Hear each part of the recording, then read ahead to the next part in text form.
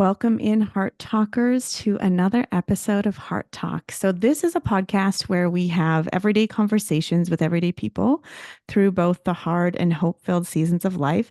And if you're listening to this, I just want to say thank you so much for being part of this community. I am so grateful that you show up every week. And sitting heart to heart with us today is a most remarkable woman that I cannot wait for you to meet. Chau Lui is the co owner of Paris Jewelers. The jewelry company was founded by her mother, who immigrated to Canada from Vietnam. Now, witnessing her mother's work ethic, grace, and gratitude towards a new life in a new country while overcoming language barriers fueled Chow's passion to build a business that she would have wanted to work for while growing up. Chow grew their family business to 22 stores. Oh my gosh, that's a lot of people.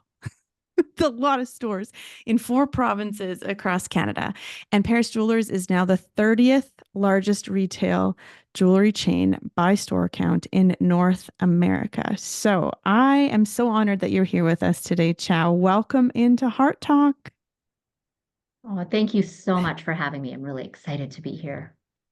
I am a firm believer that we cross paths with people by divine design.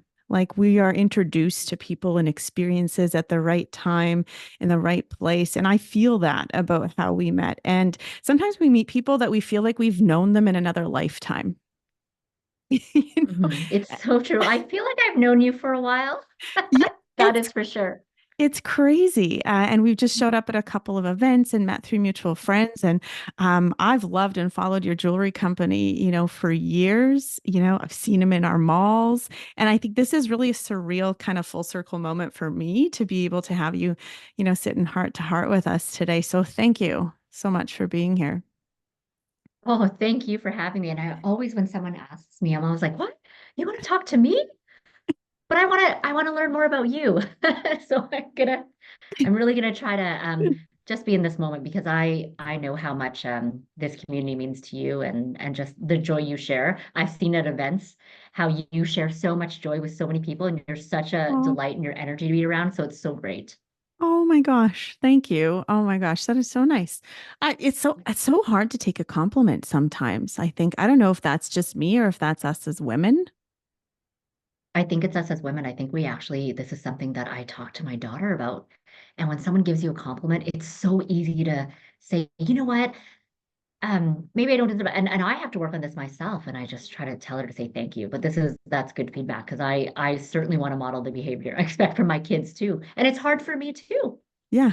I think it's just we grow up in a world where we're just not, that's not something that we just easily do as women, because we want to be humble and being proud means it comes with like a couple of belief systems. Yeah. But we're going to unpack this all. I'm so excited about this next hour. So let's start with a question that I begin every episode with. So tell us, outside of Paris Jewelers and what you've built as this, incredible dynasty, this company, who is Chow?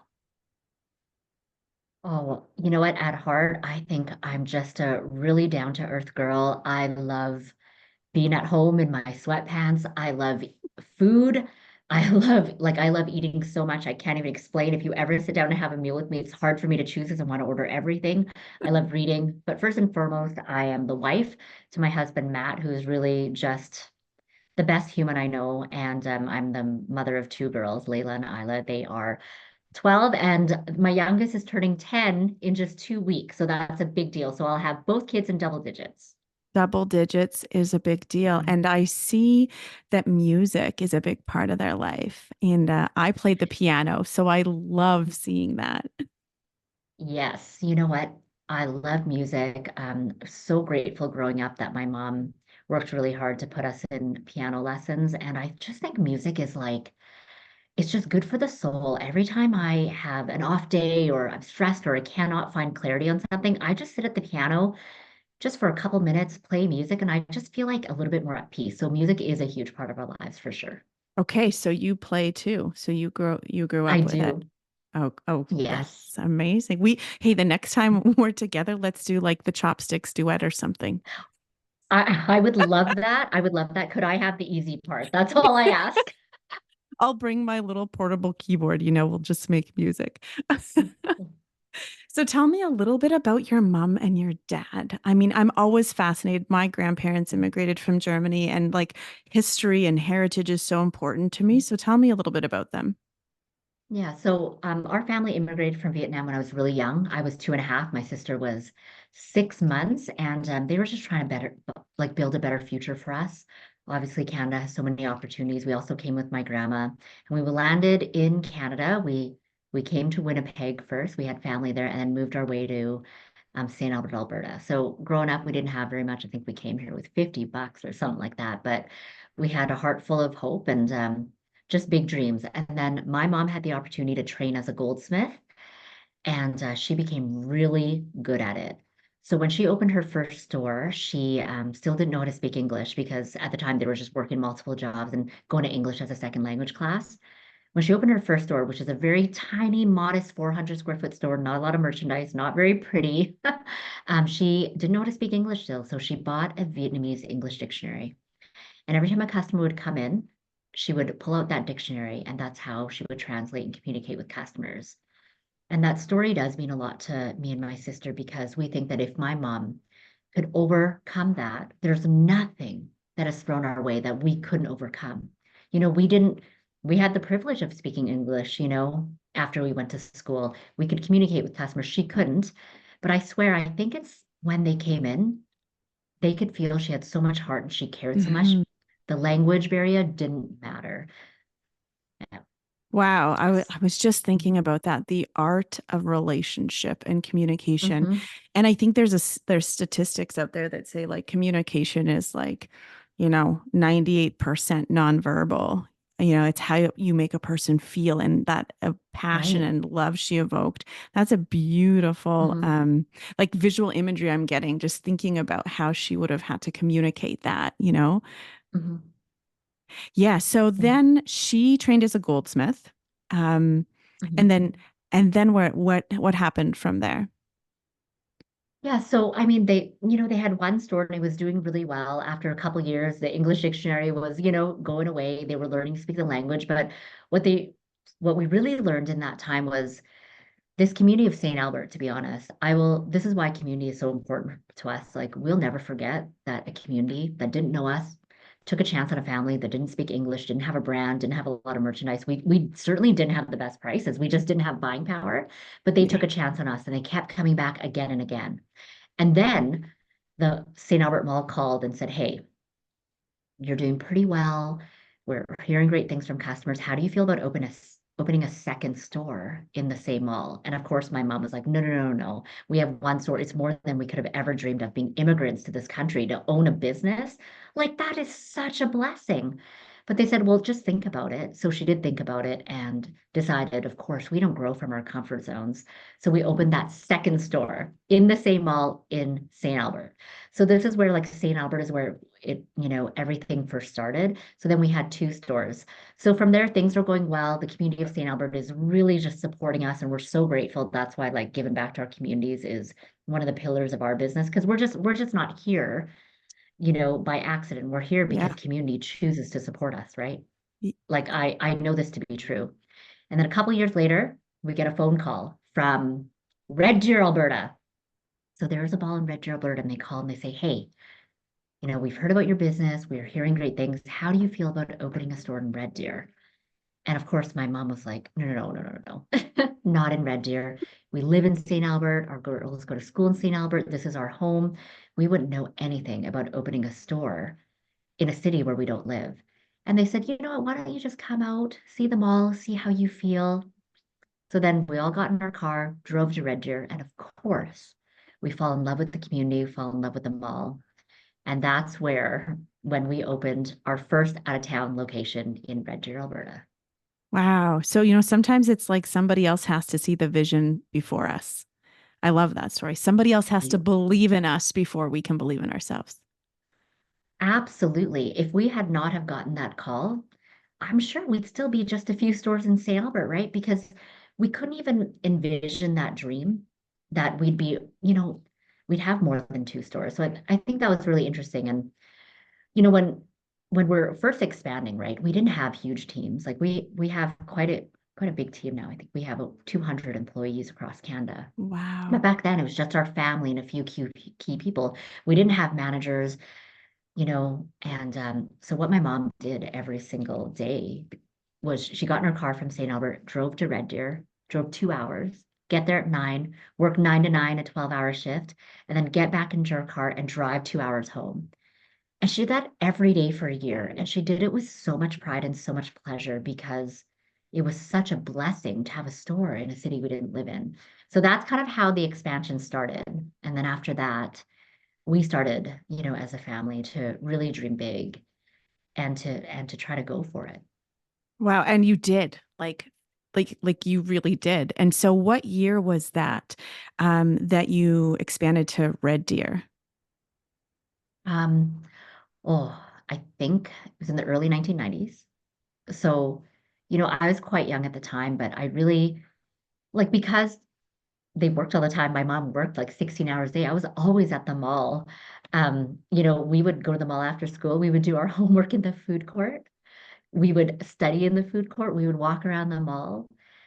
We were in charge of making the sale signs growing up. So some were really good and some were really bad. I remember one time, I think I put something for free. I got in big trouble for that. I mean, I thought it was a good idea, but she was like, we can't give away things for free. And I'm like, I think it's such a nice thing to do. You I got in big probably trouble for that. you probably brought in some foot traffic though. You probably brought in foot traffic, Joe. Yeah, like I want to say that entrepreneurship was just in my heart from the beginning. My big neon Bristol board signs. Yeah. And I when I'm listening to this, I'm thinking about how how really great entrepreneurs make it look so effortless. But what's actually behind the scenes of building a business and a brand is a lot of blood, sweat, and tears, time away from family, working 16-hour days. I mean, and so clearly your mom really was that role model and that example of like hard work and perseverance. Yeah. Oh, she really was. Like her name is too, and our my brother works for the business now. My sister's in the business. My husband's in the business. Like I recruited everybody, but we have this saying, and it's WWTD, and it's what would two do because her name is two because she does it like she always says do everything in your heart with love and you're going to be okay. And she always said that growing up, like just do things with love. So every decision you make, it should be with love. It's got to be with the end goal in mind. But really, she was such an inspiration to us and still is. I believe like still, she stepped away from the business. She's still in the business and she still works on the things that she wants to. She visits all the stores every year, but just because she wants to. But she's the heart of the business because, like, her example is a role model we all have, and our core values come from her. So everything Mhm. really. What a beautiful story, Mhm, like a legacy that a living legacy that she built. mhm. What Yeah. would two do? I love that. You should get some t-shirts made of that, No, Chow. I know. But you know what? To be honest, I feel like sometimes, honestly, speaking from my heart, I would say, like, if we could be half as good as mom, we'd be twice as good as anybody else we know. And I mean that with all my heart. Wow, she sounds like a beautiful woman. So, you've talked about the hardships that she had. I mean, overcoming a language barrier, coming over from another country, starting in a community where she knew nobody, taking a leap of faith. And and I know both as entrepreneurs, but I think this is even outside of entrepreneurship, just life. There is a challenge and a struggle and a hardship around every corner. And just when we think that it's smooth sailing, life reminds us that there's still rough waters. And I read you had done a post a couple of months ago. I was just reading through some of your posts because I find your writing quite inspiring. And you had said every challenge, struggle, and hard moment is part of the journey. What you will learn from it makes you enough. And Mhm. that, like, I needed to hear that today. And I just think that is so profound. So let's talk about some of the hurdles and the hardships that you've had to face as a woman of color in business, because that adds another layer. So let's go there. Let's talk about that. Yeah. So I actually like I've had so much time to reflect on this. I'm 41 now, and I didn't growing up, I've been in this company now, like really running it for 22 years. So I started quite young and I didn't have the thick skin I had before. But I think one of the biggest challenges was being a woman in this industry and being a woman of color. Hmm. So when we were trying to expand the business, like, I mean, I don't share this very often, but like we, all the financing in this business, like it's our own, right? We don't have outside investors. We really wanted to run our business with heart and didn't want to, have to make decisions based on other people and not what we wanted to do as a business and what we wanted to mean to our community. So when we were trying to expand, it wasn't easy at all. I would say it was really difficult because for one, we didn't have a brand. We had a store.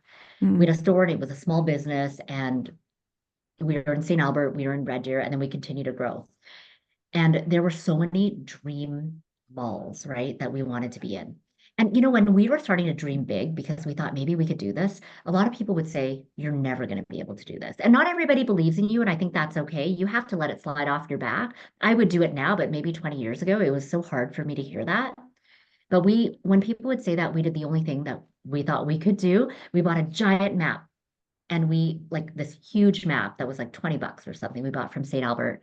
And we called it the map of dreams and we stuck it on the wall and we would look at cities on the map and we would put stickers on where one day we dreamed that maybe we could have a location. So we use this map to be like, okay, where do we want to be? Is it like Lloydminster? Is it Kelowna? Is it Toronto? Is it like, let's just dream big. And I'll share with you some of those stickers were on the maps was on the map for like 15 years before we even opened. wow. But when we were growing the business, I would say like there was a mall, and this is a story that I probably would not have shared like 7 years ago. I would have been so scared. But I really wanted to be in this mall so badly. I love the city. I wanted to have a mall there. And so we called the leasing manager, I think that's what it's called. And we said, we'd love to be in your mall. So we set up a meeting and we're so excited. Like my sister and I get in our call and we're like, oh my gosh, he's taking a meeting with us. I can't believe it. And then we get there and I'm like, hi, I'm Chow from Paris Jewelers. And I'll never forget, he looked me dead in the eye and he goes, okay, I'm going to tell you. I said, okay, tell me. He goes, you are not good enough to be in our mall. You're not even from Canada. Like you're an immigrant. You don't have a brand and you don't know anything about building a brand. He's like, you're just like not good enough. You are not an A-level mall. You're a C-level mall. So in that moment, like I kind of like my body freezes. Mm, I want to take every moment with grace and gratitude. And like in my head, I'm trying to say feedback is a gift, feedback is a gift, but it was hard. So I just said, okay, like, can you share with me why? Like, he goes, honestly, it's like you you don't have a brand. You're not even from here. And then he proceeded to tour me around the mall and take me in front of to all my competitors and say, this is who we want in our mall. These are the brands, like, companies with like 30 stores, 100 stores, 500 stores. And so in that moment, I just said, thank you. And I said goodbye. And we go home and I'm crying, right? Like it's like, this cry that you can't stop, that's painful. mm, And it's like the ugly cry, where you don't know if your face is wet from your nose or from your eyes. Like I just felt so bad in the moment. I felt so ashamed. And I just thought like, okay, he doesn't believe in me. I don't know if I believe in me. Can I really do this? It's that moment that you're like, can I continue? Like, really, is it stacked against me so badly mhm. that I won't be able to grow this business? So it's like a long night and hard night. But then I get some resolve and I really think about it.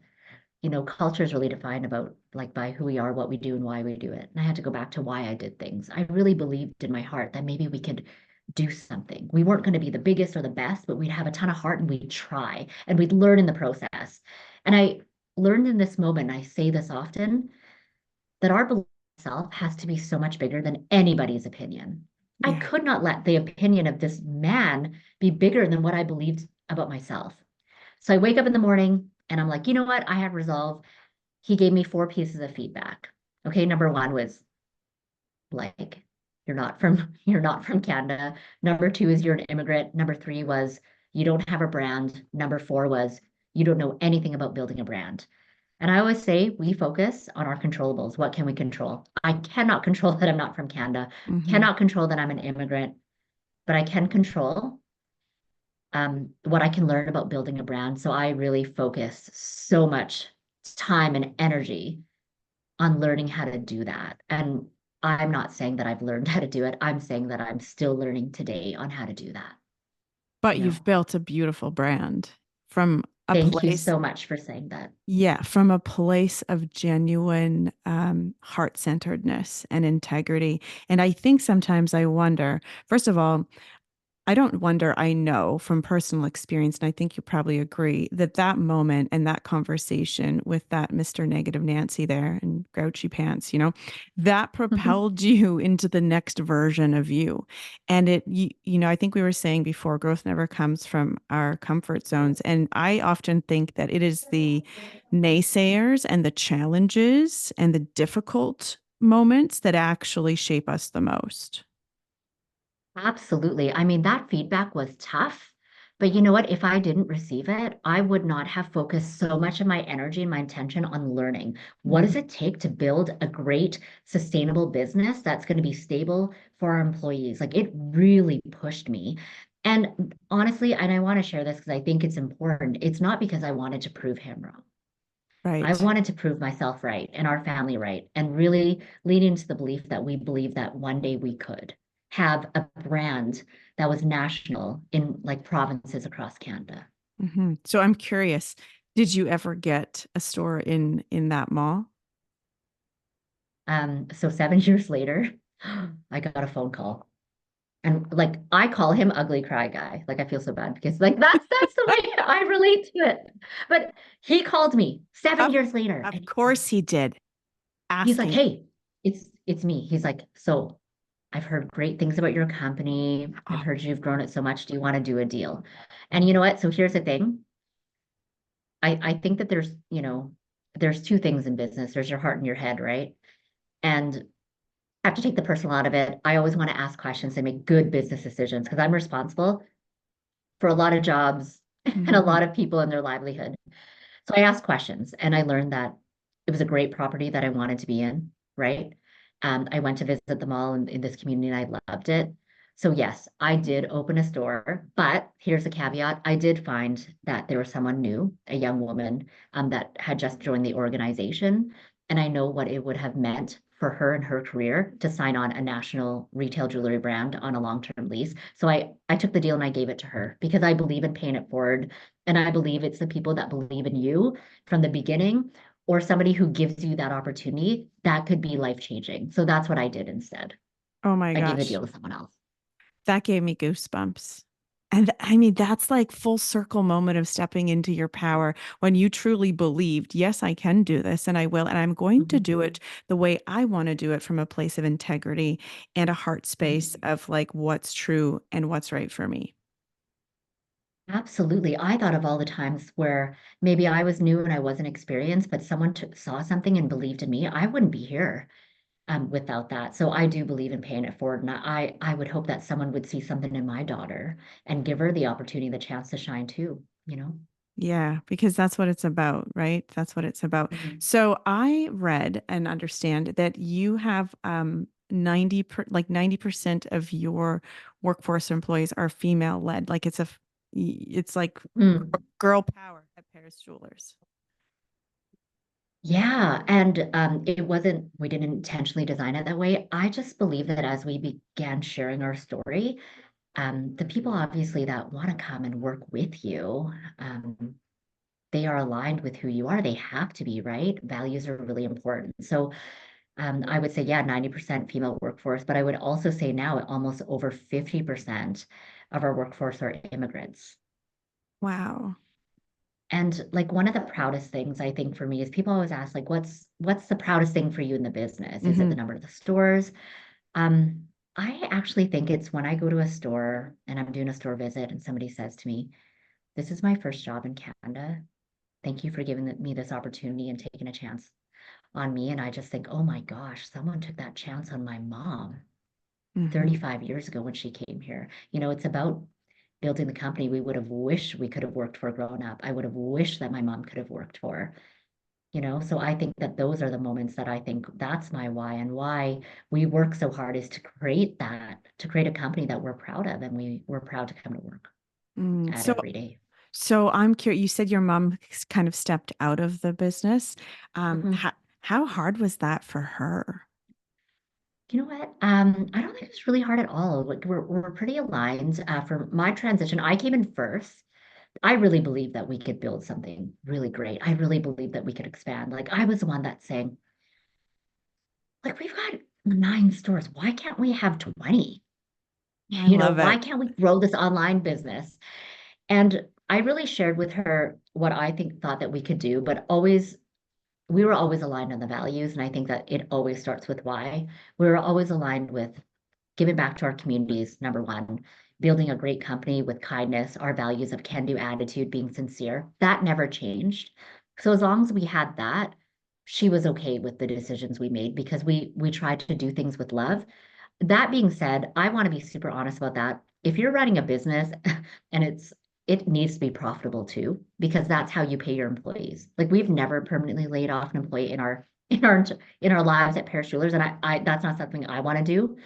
So you have to be profitable as well, but all of our decisions were made with our values and our vision in mind, and that didn't change since day one for her. So I think it was actually pretty easy. Like knock on wood, it's been a pretty good transition. But I mean, I've also been doing it for 22 years. So I never took a title when I came into the business. I actually worked through every department. I was in shipping, I did reception, I did repairs, I did special orders, I did everything. So I could learn, and I didn't take a title for the first 10 years of my career at Paris Jewelers because it never mattered to me. Hmm. Which Yeah. which makes you just such a beautiful leader, I think, to your team, is that you've been in all those spots, you've done those jobs, you've sat in those, scenarios and those situations to understand all levels of your business. I mean, I often said to my husband, I still say, I'm an entrepreneur, but I'm in the business of selling a service, not a product. And products, retail is a different beast, and especially the pandemic. There were so many times. I mean, I'm sure there's many times in the history of Paris Jewelers where you guys have taken some hits where were hard to bounce back from. Oh gosh, the pandemic was a tough one. I can't even share with you how tough that was. I think it was not knowing. I was so stressed out at that time because my sister and I during the pandemic. Oh, she's probably gonna kill me for sharing this, but I think it's so honest. We would have these like closet talks.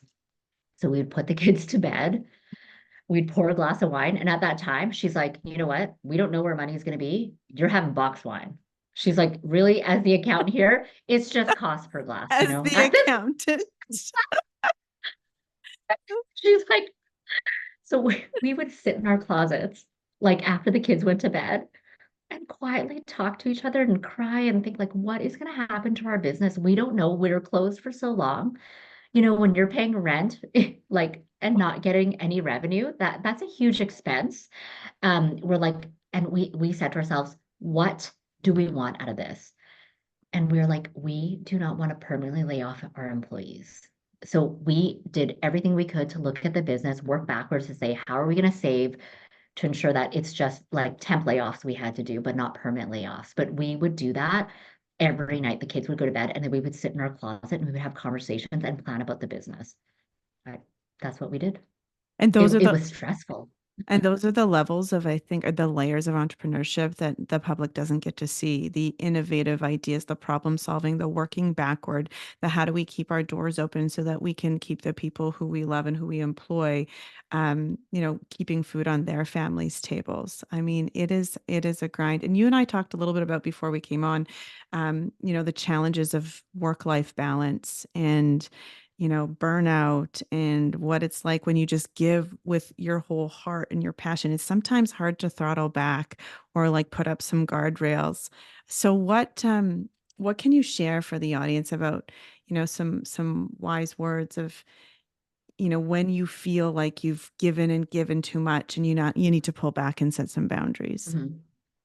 Oh, I think this is such a good conversation to have. And if anybody has any tips, I want them all. So this is really what I've learned though. Like I need all the tips actually. Send them to me all. This is what I know to be true. Every yes is going to cost you something. So you have to make sure it's worth it. Right? Mm. Okay, so this is the difference in the transition. I hope that I can say it right, but sometimes I don't say things right. It's like when you're building the business and you don't have a brand. I didn't have a brand before, and I'm still working every day just so like to build a great brand and to build a stable company.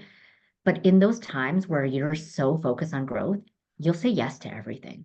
I did. I used to say yes to everything because I would think to myself, maybe have a scarcity mindset where it'd be like, if I don't take this opportunity, I'm never going to get it again because, maybe I'm not good enough for this opportunity to come along again. And there's nothing wrong with that season in time. What I've learned as I continue to grow the business is you can't say yes to everything because every yes is going to cost you. It's time, right? Every yes that I say in the business might cost me time with my kids. And my friend had this saying that she shared with me that was like changed my life. And it's like in life, there's glass balls and there's plastic balls. And a glass ball is something that if you drop it, it shatters and it's near impossible to put back together. But a plastic ball is something that if it drops, it'll bounce back. You can catch it, or someone else in your support system can catch it. So I look at life as there's glass or there's plastic. What can I drop and what can't I drop?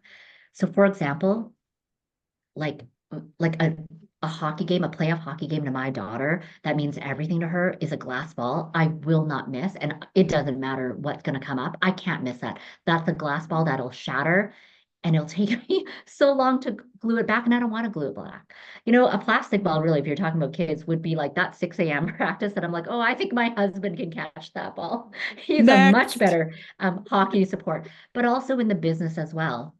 That plastic ball is maybe something that doesn't align with your end goal. It'd be a nice to do, but not a must to do.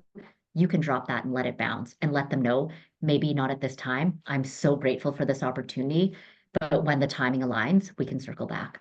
So I really learned that. It's helped me a lot. I'm not where I need to be with balance. I don't know if it exists, but like living with those values has really helped me. Oh, I don't think I'm going to ever look at life the same after this conversation of every yes costs you something. And is it a Yeah. glass ball or a plastic ball? And what would two do? I'm just gonna move forward. I don't know. I don't know your mom, but she reminds me of a lot of, of my grandmother, of a lot of our grandmothers and our Oh. mothers who are just those solid, roots of the tree. But just that wisdom to know what it aligns with our path in the moment. I love that. And I think even listeners who are listening who maybe aren't entrepreneurs or business owners, the same is applicable to life because there's obligations and commitments and asks from other people that cost then our time with our family. So is it a glass ball? Is it a plastic ball? And not too long ago, I had a little bit of a health kind of scare for a couple of months trying to figure out what's going on. And that felt like a glass ball. It felt like you do everything at the expense of it. Then all of a sudden, maybe your health or an event happens and it reminds you of how fragile the really important things really are. Yeah, absolutely. So I think that balance is something that will come and go with the different seasons of your life. In December for us, because we're a retail business, the whole month feels like a glass ball. But Mm. I like my husband, I'm so grateful for him that he will catch everything in December because he just knows. Like he just has to catch it because he has to, and not because he has to, he wants to support me. And I think a piece of balance or harmony, as I call it, a lot of it is communication with who is going to do what and why and when. Yeah, somebody said to me once when they approached their relationship, whether it be their marriage Mhm. or their business relationship, at the beginning of every day, they say, they kind of do a check-in. They're like, I got 60% to give today. Can you pick Oh up the yeah. other 40? Or I'm at Yeah. 80%. Yeah. What are you at?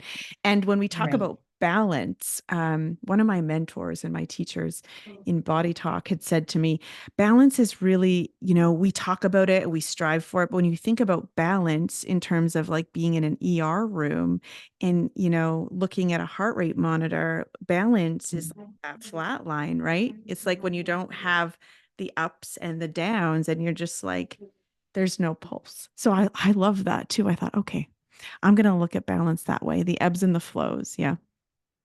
Yeah, you're so right. Like different seasons, different reasons. Absolutely.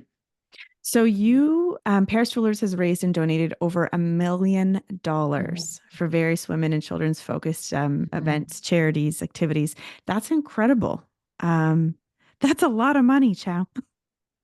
You know what? You know what? Sometimes like I forget, but I go back to like this community of St. Albert that took a chance on us. Like sometimes I look back and I think, how did we survive? Like who opens a business, doesn't speak the language, doesn't have a lot of product, doesn't have any type of marketing, like has nothing but a sign and a little bit of jewelry, and they make it, right? I think it's because community chooses, right? Hmm. Customers have something we don't have. They have choice. They can choose to shop anywhere. And when they choose us, I think it's an honor and a privilege. So also paired with, when we came to Canada, we didn't come here with a lot. I mean, we had $50 and grew up very, very humble, not with a lot of things. So I think that giving back is so important. It's in everything that we do. Yeah. Yeah. And when you give, you get, when you give from a place of real true integrity, I think that we receive tenfold, and not that that needs to be monetarily, but everything I think that comes our way when we open our hearts and give from our hearts is just going to fill us up that much more. Yeah, I think so. And I think that there's always like a reason why we do what we do. I mean, we support a lot of children's charities, but really my daughter, my first daughter, Layla, she was born really premature. She was 3 pounds at birth, and it was quite, Wow. we were in the hospital for about a month. And I remember saying to the doctor before I went into emergency C-section, I said, should I be worried?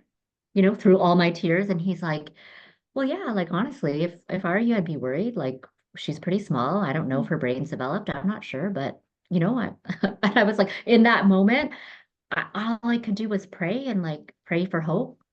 And then I remember being in the hospital with her for a month, and I thought, oh my gosh, I saw so many families. Like I live in Edmonton, saw so many families drive in from smaller towns and had to stay in hotels. And I thought, what a stress that would be. You have to leave your job. You don't know if your child's going to be okay, and then you have to pay for a hotel. That's why we support Ronald McDonald House. What they do is incredible. And the Make-A-Wish Foundation is another charity that we love to support all the time because they're giving hope to parents. You're kind of doing the impossible for Mhm. children that have life-threatening or terminal illness. You're giving them and their families hope.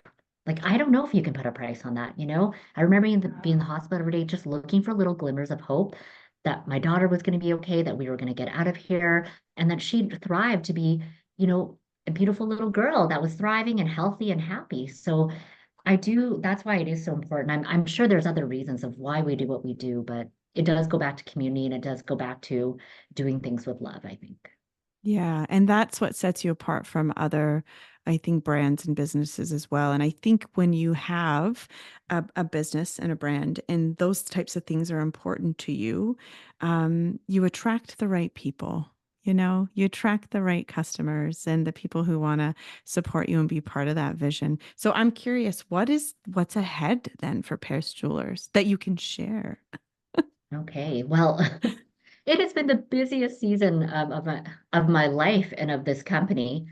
So right now we have this huge like collab collection campaign launch coming up in August that I am not allowed to share about, but I'm so excited.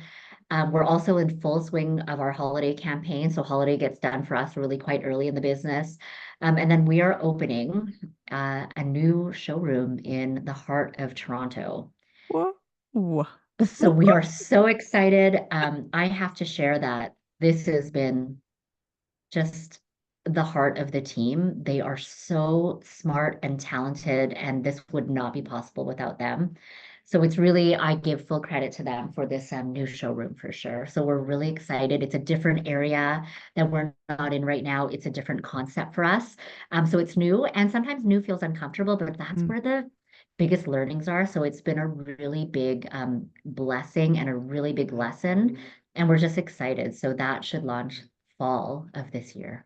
Okay, so you have some pretty big months coming up. I'm going to book a trip to Toronto. I'm going to just tell the husband, listen, we need to go to Toronto, find a show, do some jewelry Yes. shopping. I'm wearing Yes. this beautiful piece that you collabed with Dr. Jody Carrington that was gifted to me.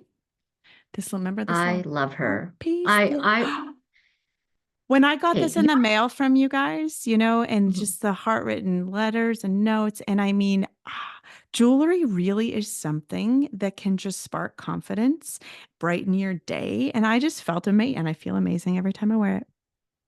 Oh, Dr. Jody. She's like, don't call me Dr. Jody. It's so formal. I'm like, well, you're a doctor. Your name's Jody. But you know what? Actually, like I think about people who believe in you. Like she really did believe in me and believe in our business and our company and such a dear friend. And I noticed that you were wearing that necklace when we first got on the call. And I will share with you that when I see someone wear a piece of our jewelry, I actually get butterflies and goosebumps, and it never gets old.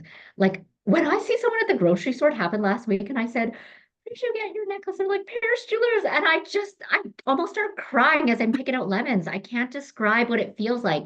It is like an honor and a privilege that people choose you. So I get very choked up and very emotional that people choose us, Yeah. because I know that jewelry, it means something every time you put it on. It might represent a moment in time, and I feel like every time you put on that piece, you hold that moment close. So thank you for wearing that piece. That piece meant a lot to me so Well, much. and I also bought the piece that you collabed, the little arrow, the golden arrow piece, and I With gifted that. Shayla. Yeah, and I gifted that to a really dear friend, who was going through a tough time. And so, no, I mean, but I'm going to tell you that your pieces are making an impact, and it's more than just jewelry. It's a story, it's a feeling, it's heart. So I'm so darn grateful to be sitting and having this conversation with you today. Me too. I think you're going to make me cry. Thank you for supporting our company and loving our pieces. Not like nothing means more. I always get butterflies, and I just get so excited because I think it's such a gift, and it's something that will never, like, I don't think we'll ever take it for granted when we see someone wearing our jewelry, or when we get a, like, I love Christmas morning. Okay, obviously I love celebrating the holiday. I love seeing my kids light up on Christmas morning. We're really trying to do better, like less gifts for sure, for everybody. But like after in the afternoon, I start getting like text messages and phone calls from people Yeah. saying, "Look at what I got from your store." And I just think of like it's such an honor. So I always like sit on Christmas Day and I think about what that means for people Yeah. to wake up in the morning with a blue box from Paris Jewelers. Gosh, that's everything. Yeah, that's the ripple effect of heart and love, and Mhm. hope. Yeah, I love it. Such feel good stuff. I can't wait to see what's happening in August with this collab and see you open that showroom in Toronto. And I want to say thank you so much. I'm going to link everything in the show notes, but I'm sure most listeners know who Paris Jewelers is, but now they know behind the name who Paris Jewelers is. So thank you for sitting heart to heart today, Chow, and I'm sure I'd love to have you back on in the future. Okay, well, thank you so much. I really enjoyed this time with you. It was so good. So good. Just remember, everybody, every time you say yes, it costs you something, and don't drop those glass balls. Thanks for tuning in to Heart Talk, and we'll see you next week.